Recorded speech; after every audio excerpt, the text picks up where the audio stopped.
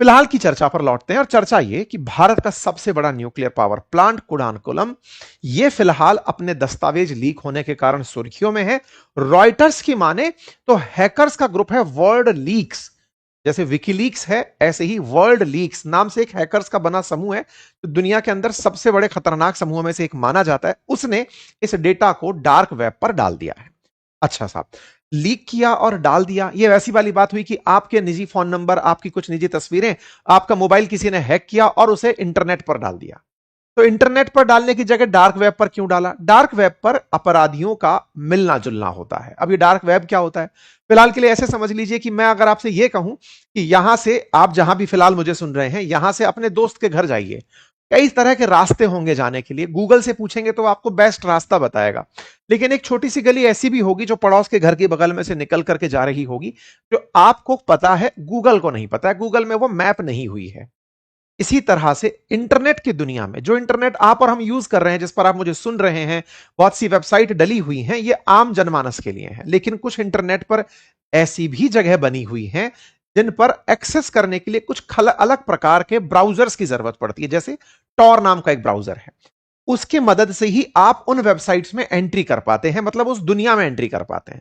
यानी गूगल से एंट्री किए तो आप इंटरनेट की दुनिया में वहां जा रहे हैं जहां आम जन जा सकती है, लेकिन टॉर से एंट्री किए तो डार्क वेबसाइट में एंट्री कर गए। वहां क्या हो रहा है? वहां पे सारे अवैध काम भी हो रहे हैं। अब आज अवैध से मतलब मिसाइल खरीदनी है, हवाई जहाज खरीदना है, हत्या करवानी है, आतंकवाद फैलाना है, तमाम चीजें वहां पर, क्रिप्टो करेंसीज का एक्सचेंज हो रहा है, वो सब उस तरीके से चल रहा है जो रेगुलेटेड नहीं हो पाता। तो फिर रेगुलेशन के नाम पर होता क्या है? तो होता यह है कि सरकारें भी अपने लोगों को वहां पर बिठा के रखती हैं, बैठे रहो भाई, चोरों की दुनिया में एक दुकान आप भी लगा लो, देखते रहो क्या चल रहा है। इस तरह से वहां की निगरानी होती है। ठीक है, वहां से रॉयटर्स को एक खबर मिलती है कि भारत के कुडानकुलम रिएक्टर का डेटा यहां पर मिल रहा है, जाकर ले लो। अब साहब आप पूछेंगे कि ऐसा क्या है कुडानकुलम का जो डार्क वेब पर डल गया? तो अब इस तक चलते हैं। इस न्यूक्लियर रिएक्टर को चला कौन रहा है? Nuclear power corporation of India चला रहा है। किसके साथ मिलकर के? रशिया की संस्था के साथ मिलकर के ये चल रहा है। ये आपके सामने फिलहाल का अपडेट है। ओके साहब, अब हुआ क्या? हुआ ये कि जो ये रिएक्टर नंबर 3 और रिएक्टर नंबर 4 है ना, इनका डेटा वर्ल्ड लीक्स ने जारी कर दिया है। जैसे मैंने अभी हाल आपको बताया कि यूनिट 1 और 2 तो चालू हो चुकी हैं, 3 और 4 निर्माणाधीन है। निर्माणाधीन है मतलब पूरी संस्था बन चुकी है, अब उसके अंदर बस अब शुरू होना है काम। तो जो शुरू होने वाला काम है ना, उसका डेटा डार्क वेब पर आ गया। किसने निकाला? वर्ल्ड लीक्स ने निकाला। वर्ल्ड लीक्स कौन है? ये वो है जिसने पहले टाटा का भी और नाइकी का भी, इनका भी डेटा निकाल करके लीक कर दिया था। हालांकि टाटा इलेक्ट्रॉनिक्स ने यह पुष्टि भी की थी कि कुछ तो डेटा गया है, लेकिन इतना नहीं गया है। कहां डाल दिया? डार्क वेब पर। डार्क वेब क्या है ये मैंने डिटेल में बताया, शुरुआत में भी बताया था। टॉर पर, टॉर के थ्रू इसमें एंट्री होती है। ये जिस तरह के आप पोस्टर्स देख रहे हैं हमारी क्लासेस में, ये हमारी वेबसाइट्स पर हम लोग शेयर करते हैं, आप उन्हें चेक कर सकते हैं। अपनी पाठशाला पर, अंकित इंस्पायर इंडिया पर, ये आपको चीजें मिलती रहेंगी। ओके, अब सवाल है कि डेटा गया कैसे होगा? तो बोले साहब किसी ने साइबर अटैक किया होगा। अभी साइबर अटैक क्या है? साइबर अटैक है कि आपका जो डेटा है वो आपके काम का है, आपके लिए निजी है। मान लीजिए कि आज हमारे कोर्सेज बिक रहे हैं, आज हमारी वेबसाइट के थ्रू बहुत सारे छात्र हमसे एनरोल होते हैं। अगर वही डेटा जो हम चाह रहे थे किसी और ने निकाल लिया, तो डेटा किसी और ने निकाल लिया, तो ये जो पूरी प्रक्रिया है डेटा चुराने की, ये असल में मेरी प्राइवेसी बाहर चली गई ना। मेरे साथ जो लोग जुड़ रहे थे उनकी जानकारी औरों तक पहुंच गई, जबकि जाना नहीं चाहिए था। वो जानकारी जो चोरी हुई है वो इंटरनेट के थ्रू चोरी हुई है। तो ये साइबर के अंदर कुछ ऐसे लूपहोल्स हैं, इंटरनेट में कुछ ऐसे लूपहोल्स हैं जिनसे इस काम को सक्रिय किया जाता है। ये जो काम डेटा चोरी का होता है, इसी को डेटा ब्रीच कहा जाता है। तो डेटा ब्रीच के थ्रू किसी ने पहले साइबर अटैक किया होगा, अटैक करके उस डेटा को निकाला होगा, और निकाल करके अब उसके माध्यम से रैंसम रैंसम खेला होगा कि साहब मेरे पास आपका डेटा है, अगर डेटा चाहिए तो इतना पैसा दे दो, नहीं तो मैं इसे लीक कर दूंगा। जैसे ब्लैकमेलिंग होती है, डेटा के नाम पर भी ऐसे ही ब्लैकमेलिंग होती है। वानाक्राई नाम से एक बहुत बड़ा साइबर अटैक हुआ था पिछले कुछ सालों पहले।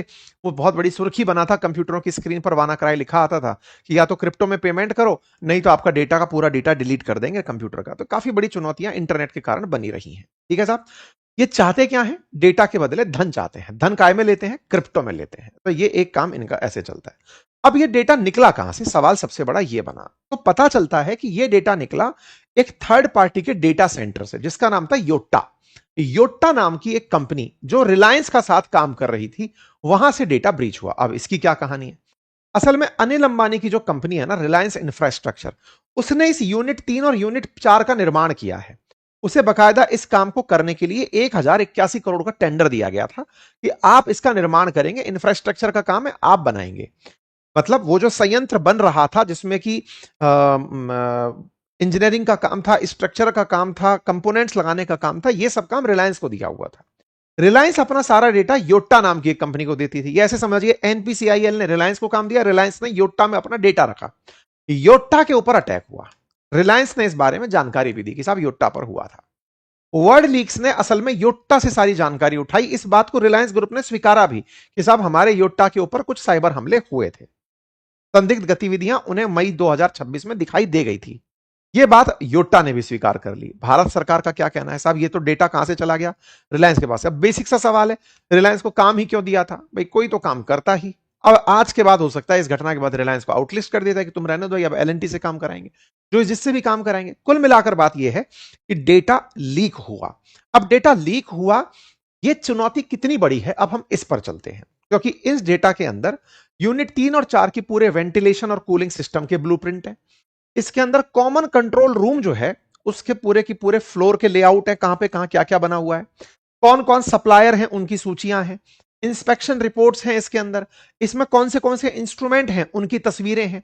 और तो और अगर यहां आतंकवादी हमला हो जाता है तो $112 मिलियन का बीमा मिलेगा, उसके दस्तावेज हैं, क्योंकि पहले से दस्तावेज बन के रखे होते हैं। तब वो सारे की सारे डेटा अब डार्क वेब पर डाल दिए गए हैं। कुछ इस प्रकार का डेटा डाला गया है, एक सिंबॉलिक है, आप इसको समझ सकते हैं कि इस तरह से कहां क्या बना हुआ है, क्या मास्टर प्लान लेआउट है, इस तरह की चीजें इंटरनेट के माध्यम से उपलब्ध है। भी कितना सही कितना गलत अपन तो पुष्टि नहीं कर पाएंगे, ना तो कुरान अपन चलाते हैं, ना डार्क वेब पर अपन है। इंटरनेट पर कुछ ऐसी जानकारियां तैर रही हैं। इसका मतलब यह हुआ कि न्यूक्लियर पावर प्लांट की यूनिट 3 और 4 का डेटा रिलायंस इंफ्रा के योट्टा में डेटा रखने से वहां से लीक हुआ। अब वो बाजार के अंदर उपलब्ध है। लगभग 8.5 लाख फाइलें, जिसमें 19,000 संवेदनशील खबरें हैं, उनको अपलोड करने का दावा किया गया है। ठीक है साहब। अच्छा, अब इससे होगा क्या, मतलब सबसे बड़ा पॉइंट यह है कि अब डेटा तो आ गया, करोगे क्या। अब देखो, इस डेटा को और कोई व्यक्ति यूज कर सकता है। आप पूछेंगे कैसे यूज कर सकता है। कल को किसी को अगर यह पता है कि इस ऑपरेशनल सेंटर में, इस फ्लोर पे इस कंपनी की मशीनें लगी हुई हैं, और उस कंपनी की मशीन में अगर मैं बग डाल दूं, तो वहां से निकली हुई बग इनके पूरे पावर प्लांट में अंदर जा सकती है। ये इसको आपको समझने के लिए थोड़ा सा इसको मैं पूरा इतिहास में लेकर चलता हूं कि ये कितना खतरनाक हो सकता है। मतलब इसको किस तरह से मतलब टारगेट किया जाता है। इसके पीछे आपने कुछ दिनों पहले एक फिल्म भी आई थी, जिसके अंदर मतलब वेब सीरीज थी, स्पेशल ऑप्स 2 करके, जिसमें अपने पूरी डेटा चोरी को लेकर के अगर वो देखा हो तो ठीक है, अदरवाइज मैं आपको एक रियल लाइफ एग्जांपल देता हूं। साथियों, एक स्टनक्स करके, स्टक नेट करके एक ऐसा ही मामला हुआ था 2010 के अंदर। हुआ क्या था कि ईरान के अंदर नतांज में कुछ सेंट्रीफ्यूगल मशीनें लगी हुई थी जो यूरेनियम को एनरिच कर रही थी। एनरिच का मतलब यूरेनियम का जो ओर होता है ना, जिसे आप पिच ब्लेंड कहते हैं, उसे रिफाइन करके यूरेनियम बनाने तक, यानी कि वो वाला यूरेनियम जिसकी शुद्धता 90% से ऊपर हो, जो न्यूक्लियर बॉम्ब बनाने के काम आता हो, इसके लिए सेंट्रीफ्यूगल मशीनें चलानी होती हैं। सेंट्रीफ्यूगल मशीनें किसी कमांड पर चलती हैं, सेम स्पीड पर चलती हैं, सेम प्रकार से चीजों को निकालती हैं, तब जाकर के उसमें से यूरेनियम बाहर निकल कर आता है। मतलब ऐसे समझिए कि मथना, जैसे दूध मथ करके मक्खन निकालते हो, ऐसे पिच ब्लेंड को मथ मथ करके प्योरिटी बाहर निकालते हैं। इसके लिए सेंट्रीफ्यूगल मशीनों को घंटों काम करना पड़ता है, कई दिनों तक चलती है। इस तरह का इन्होंने एक पूरा प्लांट बना रखा था नतांज में, ईरान वालों ने। अमेरिका और इसराइल को यह पता था कि ये लोग यूरेनियम एनरिचमेंट करने में लगे हुए हैं।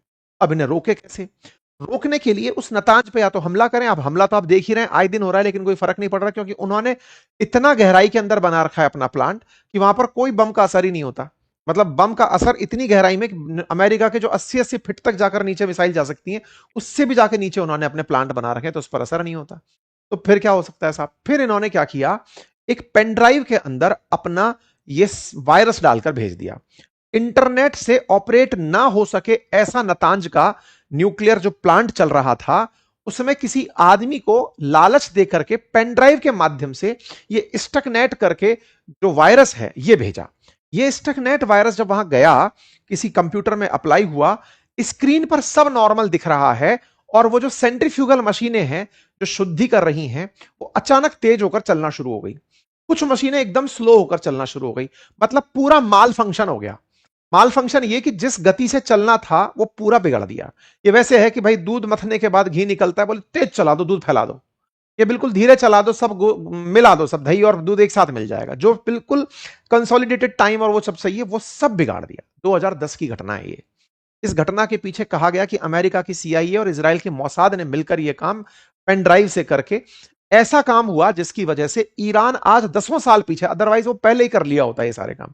बार बार आप इजराइल को कहते सुनते थे ना, साहब इन्होंने पूरा बना लिया है, यूरेनियम बम फोड़ देंगे। वो पूरी कहानी यहां से निकल कर आती है। ठीक है साहब। अब आप कुरानकुलम के बारे में सोचिए। अगर ब्लूप्रिंट आपके पास है कि इस जगह पर इन इन कंपनियों की मशीनें लगाओ आएंगी, आपके यहां पर सीधा चलकर कोई नहीं आ रहा। क्यों? क्योंकि इंटरनेट को आप पहले से ही बहुत एक ड्राई लेयर बनाकर रखते हैं कि अंदर का इंटरनेट बाहर के इंटरनेट से बिल्कुल कनेक्ट नहीं होगा। पूरी तरह से सिक्योरिटी को मेंटेन करते हैं। भारत की बड़ी एजेंसीज हैं, सर्टेन जैसी, जो इस बात को सुनिश्चित करती हैं। लेकिन अगर कोई कंपनी का प्रोडक्ट पार्ट आपने लगाया, आपने कोई पार्ट, जैसे इनके अंदर भी इन्होंने सीमेंस करके जो कंपनी है उसके पार्ट लगाए हुए थे, वहां से एंट्री मारी थी इन लोगों ने। आपने कोई कंपनी का पार्ट घुसाया, आपको नहीं पता उस कंपनी के पार्ट को साइबर हैकर्स ने पहले से ही, दुश्मनों ने, देश के दुश्मनों ने टारगेट किया हुआ था कि तुम जब भी इस पार्ट के अंदर खराबी पाओगे, नया लगाओगे, तो हमारा वाला उसके अंदर घुस जाएगा। जैसे आपको याद है ना, पिछली बार जब हमने ईरान के अंदर और लेबनान के अंदर देखा था, उनके फोन फट गए थे। अगर आपको याद हो तो एक बार इजरायलियों ने बहुत पहले से ही कभी कोई वॉकी टॉकी के अंदर बग लगा रखी थी। तो एग्जैक्टली इन लोगों के साथ भी यहां पर ऐसा हो सकता। मतलब अगर सीधे तौर पर हमला ना हो तो भी भविष्य के अंदर चुनौतियों से इनकार नहीं किया जा सकता। साइबर एक्सपर्ट इसे एक थ्रेट मानते हैं। उनका मानना है कि यह एक खतरनाक घटना है। हालांकि अभी चूंकि वहां पर कोई काम नहीं हो रहा है, अभी के लिए नहीं, लेकिन भविष्य के लिए अगर उस चीज को जो बाहर आई है उसे अगर दुश्मनों को हाथ लग गया, अब जब सबके सामने है तो दुश्मनों ने भी उसको ढंग से देख लिया होगा। लेकिन हां, यह सारी बात चुनौती की है। पर साहब आप क्या करें, सुरक्षित बची कि नहीं? तो देखो, इन जगहों की सुरक्षा पहले से ही एनपीसीआईएल, डीएई, एईआरबी, इनके हाथ में। सर्टिन जैसी एजेंसीज इंटरनेट की सुरक्षा यहां पर सुनिश्चित करती हैं। उसके बावजूद भी भारत दुनिया के अंदर डेटा ब्रीच होने वाले देशों में नंबर 3 पर आता है। यहां पर दुनिया भर के जो डेटा ब्रीच की अगर आप जानकारी निकालने निकलेंगे, तो दुनिया भर के अंदर जितने भी साइबर हमले हुए हैं उसमें से तीसरे सबसे ज्यादा भारत पर ही हुए हैं। अमेरिका हालांकि उनमें नंबर 1 पर आता है। डेटा सिक्योरिटी के मामले में यह बड़ी बात है कि 204 भारतीय संस्थाओं में 73% को यह जानकारी नहीं थी कि उनके यहां पर कभी साइबर हमले हुए हैं। हमको पता ही नहीं रहता। हमारे देश के अंदर साइबर हमले भी एक, हाँ हो सकता है लैपटॉप खराब हो गया होगा, कोई आपके सारे डेटा को लेके जा रहा है, पता नहीं चल रहा। मतलब हमारे यहां पर 57% संस्था ऐसी हैं जिनको पहले से ही नहीं पता कि साइबर हाइजीन भी कुछ होता है, चेक करना होता है, डेटा रीच तो कोई ब्रीच नहीं हो रहा है। दुनिया में अगर सबसे बड़े हमले बताए जाएं तो ये जो मैंने आपको बताया ना, स्टाइनक्स करके जो हमला था, ये सबसे बड़े हमलों के अंदर काउंट किया जाता है। जहां तक डेटा ब्रीच की बात हो तो डेटा ब्रीच के अंदर याहू का डेटा ब्रीच, जिसने 3 अरब लोगों का डेटा लीक कर दिया था, वो सबसे ऊपर माना जाता है। ठीक है। आधार का जो मामला हुआ जिसमें 1 अरब लोगों का डेटा बाहर आ गया, ये इस तरह की बात है। और सबसे बड़े साइबर हमलों में स्टेकनेक्स, जो कि मैंने अभी ईरान वाला बात बताया, वो सबसे ऊपर माना जाता है। ठीक है साहब। सॉल्यूशन क्या है इसका? अब सॉल्यूशन तो यही है कि आप साहब इन सबको बिठाकर पूछो, इनकी सुरक्षा ऑडिट करो कि भाई क्या क्या था, कहां कहां अटक गया, बताया जाए। भविष्य में ऐसा ना हो उससे बचने के सारे तरीके, पहले पहचान सुनिश्चित की जाए, नेटवर्क डेटा की सुरक्षा सुनिश्चित की जाए, पूरी तरह से बैकअप प्लान बनाया जाए, प्लान बी, प्लान सी, जो भी हो।